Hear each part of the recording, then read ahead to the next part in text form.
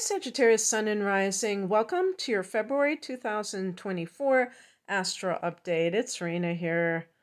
Sun and Sag myself. Very interested in February and what is in store for us. And this is a significant month because we have a lot of energy in Aquarius, which is at a friendly angle to Sag. It's a sextile, and it is activity in the third house, which is the domain of our opposite sign of Gemini in astrology, the third house. But anyway, I want to call attention to a couple of things. First of all, I'm recording this in the second week of January, and because I'm posting it tonight, hopefully, I'm going to be, a lot of you are going to be hearing it in this time period, in January, before an event that really, to me, ushers in a lot of the energy of February. So on January 20th, the sun goes into Aquarius. That is nothing earth-shattering. It happens every year, the 20th, the 21st, whatever, around that time. This year it happens to be the 20th. But on the very same day, Pluto goes into Aquarius. This isn't the first time that Pluto has made its entrance into Aquarius. It did so late last March. But the reason that this is significant is that the universe chose the same day for both of these planets to enter Aquarius. And although the sun changes signs every 30 days, Pluto is going to be staying in the sign of Aquarius for 2 decades. And so by the time that this transit is over with, and I don't know if it's around 2044-ish, around that year, that we probably will not see very many similarities than we do today. I mean, if you look 20 years back from now, so that would be 2004. The older you get, the faster time seems to go by. So when I think of 2004, it really doesn't seem that long ago, even though it was 20 years ago. And even when you look at a video from 20 years ago, the way people were dressed, all of that stuff, it really doesn't seem that long ago. It doesn't seem like a ton of things has happened. I think the biggest thing you can see is the technology changing from what we have now from back then. But in terms of 20 years from now, we may see an entirely different type of society because, starting with Pluto in Capricorn and now in Aquarius, transformation is the name of the game when it comes to Pluto. But it's going to be in the form of the populace, the collective, rather than our controllers. And won't that be a glorious day when that happens? And I mean, because this is a 20-year period of time, it probably will be quite gradual, which is actually good. I mean, there might be like a domino effect where a lot of things fall at once, and then we have the aftermath, and then kind of waves of change. That's probably how it will shake out, but still, it is taking place over a long period of time. So I'm not saying that everything's going to change overnight, for sure. So anyway, I think that, we talk about the Aquarian age. We can certainly look to January 20th as kind of the kickoff party. Some astrologers said back in, I don't know when that was. I think it was 2021 when Jupiter and Saturn formed a conjunction in Aquarius, right around the time of the winter solstice, but I wasn't feeling that one. This one feels more like it to me because in the month of February there are so many planets that are also going into Aquarius. On the 5th of the month, Mercury joins the Sun and Pluto in the third house. And by the way, Sagittarians are going to have Pluto in the third. What does that mean? It can mean many things. The third house is communication. Pluto can mean that, and your mind in general. Pluto can give you um, a a very penetrative intellect, but you could have a very forceful voice. If you are a writer, you could write things that are very moving, very powerful. This can be very empowering for your voice in some way, or as a writer. Um, it can help you to strengthen your mind. It can give you, I think it can give you more willpower on the mental level. I mean, when I think about willpower, I actually think about, the mental game. Because a lot of times when let's say we're trying to quit a bad habit, um, we need to be able to reprogram our mind in order to fully uh, carry things out. Because if you have temptations and you just kind of go with it and you're not like countering those desires with, overriding them with a new program, it'll be very easy to kind of just fall into place. And a lot of people, that's the problem, is that they don't challenge their mind and they just go with what their desires are telling them to go for. So anyway, Mercury goes on the 5th. Mercury goes into its own domain, and this could have just some kind of effect of maybe if you're a teacher, Sag, you may be communicating with a school district. You might be, because the third house can be like lower grades and things like that. Maybe you're tutoring. Maybe you are writing a book. You're in the process of writing something. But the third house, by the way, can also be social media. So this is a great month for that. This is a great month to launch a blog, to launch a website, because all the planets are direct. So there's a green light from the universe to go for whatever it is that you're wanting to do, since we've had so many examples of delays when we've had Mercury retrograde. Mercury went direct the first of the month, and then the planets, all the planets were direct except for Uranus. So Uranus goes direct on the 27th, and then when Uranus goes direct on the 27th, all the planets will be direct until April 1st when Mercury goes retrograde again. So on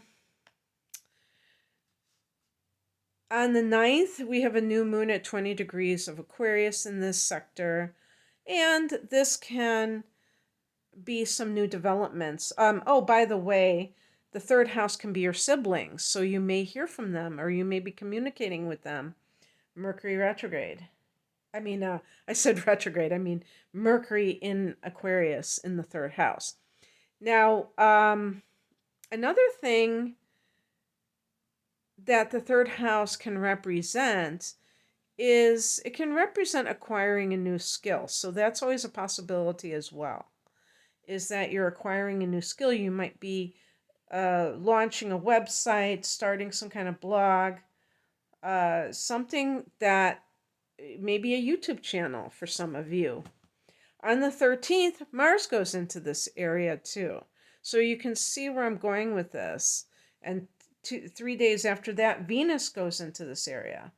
So that is just unreal. How much is going on? Now, what does this mean for Sag? To have Mars and Venus and the new moon here in Aquarius, and Mercury here, and Pluto here, and the sun here. What does that all mean?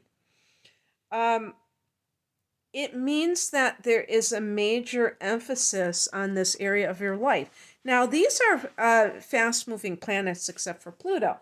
So they're not going to hang around this area forever, for sure. Not that much longer.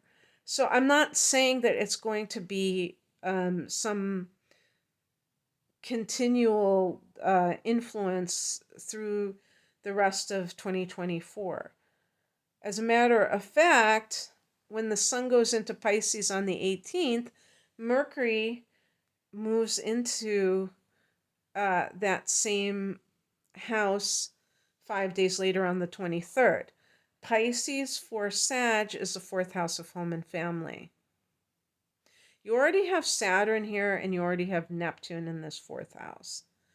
And so you have these more outer planets that are spending more time in this area in your home and family sector and creating some things that, with Neptune, there can be confusion. You may, and the 4th house can be your mother. It can also be your childhood. And things may be a little bit hazy when it comes to the past. Or there, I even think that you could look at it as disillusionment. I have certainly experienced that myself, where because especially when Neptune goes retrograde, that's the time when the reality check happens. And even though Neptune can make a person just completely going into this diluted state sometimes, the highly what's the word,